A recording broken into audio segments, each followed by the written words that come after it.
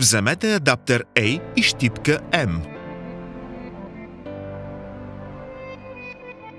Повдигнете рамото на чистачката. Ако не е възможно, моля, консултирайте се с ръководството на автомобила си.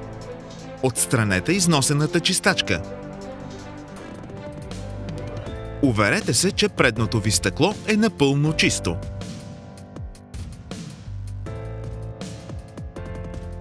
Отстранете предварително монтирания адаптер.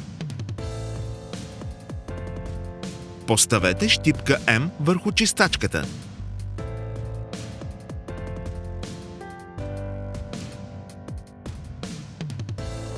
Захванете адаптер A на новата чистачка. Прикрепете новата чистачка към рамото, както е показано.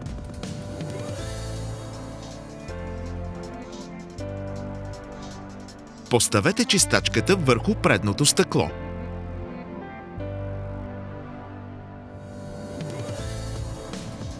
Тествайте, за да се уверите, че новата чистачка работи правилно.